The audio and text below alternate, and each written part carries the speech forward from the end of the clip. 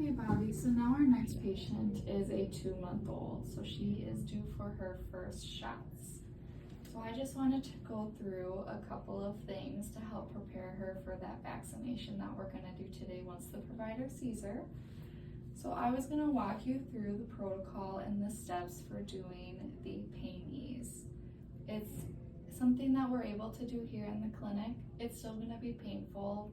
Babies are always gonna cry with pain, but we just try to help soothe the best that we can and prevent any of that traumatic possible experience that they could have.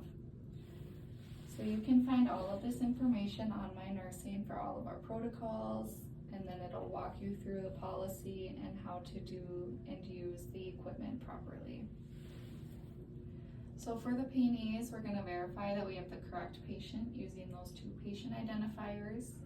We're gonna grab our equipment, and then we wanna disinfect the skin or the area that we're gonna use our pain ease on and allow it to completely dry. So first we wanna hold our can upright approximately 3 to 7 inches away from the application site. So for this situation, she'll be getting it in her upper thigh. Press our applicator button firmly to release the pain ease from the can. Spray the treatment area for at least 4 to 10 seconds. We want to make sure that we don't frost the skin, and we stop spraying if the skin turns white. Overspraying can cause that frostbite skin.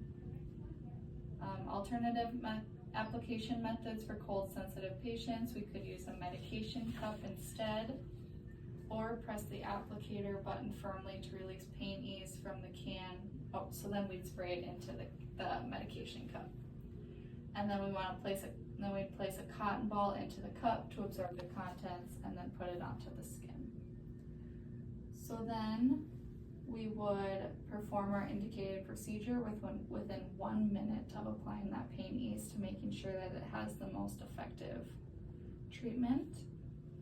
Reapply as needed after 1 minute. There is no risk or systemic toxicity. And then when the can is almost gone, the last sprays only exit the can when the can is in an upright position. So just another tip to remember when you are using this method. Wipe it down, disinfect it, and then you can place it back into the medication storage. Okay. So that is our pain ease. Again, they're still gonna have pain, but it's just a way to kind of help comfort. And each facility is gonna be different with their methods that they use and the equipment. So just reading up on all of the policies and the procedures will be very beneficial. Sure. Here is another list of some other soothing methods that you can do for patients depending on their age and what they're having done. Comfort positioning is always a great option. Knowing the age to do the comfort positioning is important. Again, that's all on the My Nursing. And then our Buzzy Bee, some facilities have it, some don't. It's basically a little bee-looking gadget, that like sensor almost, that sits above the site that you're gonna be doing either the injection or doing that medication, and it gives them a nice vibration to just help distract them from the pain. And pain ease, we talked about that. If they're around the age needing or applicable for breastfeeding, that's a good soothing comfort for those younger babies. Some points to remember with pain: making a plan with other nurse if you're having another nurse help you, or the provider. Remembering that children will still cry. It's a coping mechanism. Procedures will still hurt, but we try to help minimize the best we can.